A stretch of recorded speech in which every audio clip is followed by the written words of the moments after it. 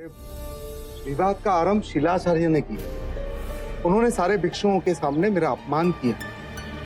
मैंने इनका अपमान नहीं किया, केवल इन्हें संघ के नियम स्मरण कराए। परंतु इस तरह सबके सामने सूत्राचार्य को टोकना।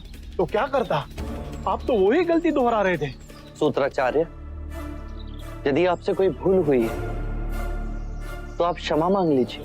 गुरुदेव, मैंने जानबूझ के कोई भूल नहीं की। ये सारे साक्षी, आप इनसे पूछ सकते हैं कि इन्होंने किस उद्दंडता से मेरे से बात की। गुरुदेव, जब से ये सूत्राचार्य बने हैं, इनमें अहंकार कूट कूट के भरा है। ये मुझसे ईर्ष्या करते हैं, क्योंकि मेरा स्थान इनसे उच्चतम है। शिलाचार्य का स्थान सूत्राचार्य के बराबर का होता है। आप दोनों हमारे बड़े हैं, फिर भी आपको इतना ध्यान नहीं कि स्वयं बुद्ध आपके सामने खड़े हैं। जिह्वा तेज धार वाले चाकू के समान है, जो बिना लहू बहाए मनुष्य को मार देती है।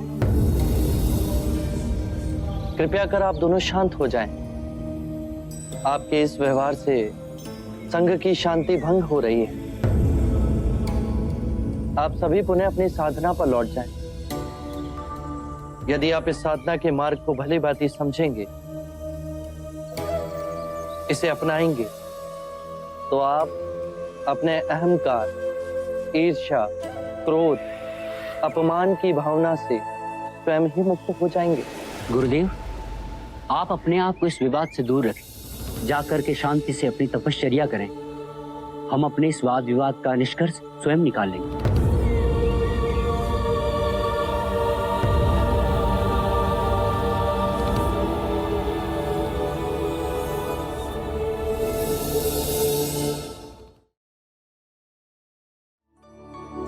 साक्य मुनि, जब फूल खिलता है तो उसकी सुगंध दसों दिशाओं में फैल जाती है।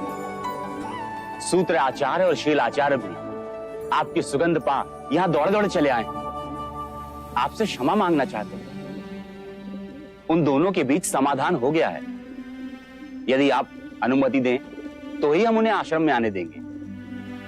मोगलाना, आप उन्हें वापस भेज दीजिए।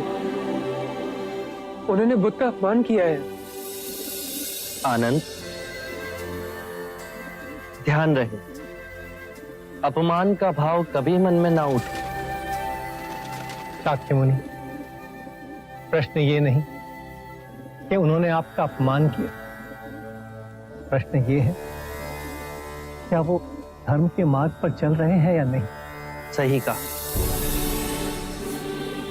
सरीपुत्र सार की बात समझ गए।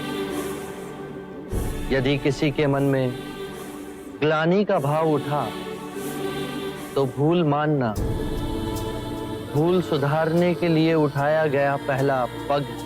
वो विनयशील हो, एक भिक्षु के समान सबके समक्ष क्षमा मांगने के लिए तैयार है। सूत्राचार्य और शीलाचार्य के समाधान की बात सुन मुझे अति प्रसन्नता हुई। सूत्राचार्य ने क्षमा मांग शांति का मार्ग चुना। इससे सबका हित संभव हुआ।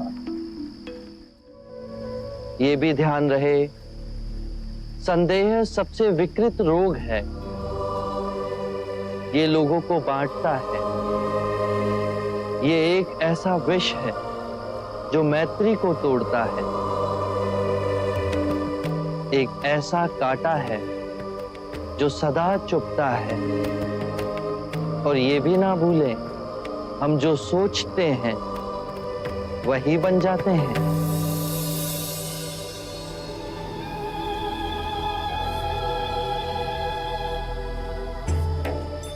शिलाचार्य ने सत्य कहा। मैं ही अहंकारी हो गया था। सूत्राचार्य, आपका कहना भी सत्य था। मेरे मन में आपके लिए बहुत ईर्ष्या थी।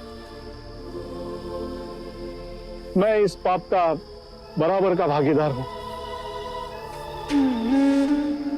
आपने हमें करुणा दी, अब हमें क्षमा दीजिए, हमें आशीर्वाद दे। मेरे पास केवल मार्ग है, यदि आप उस पर चलो तो ये मार्ग तुम्हारा है।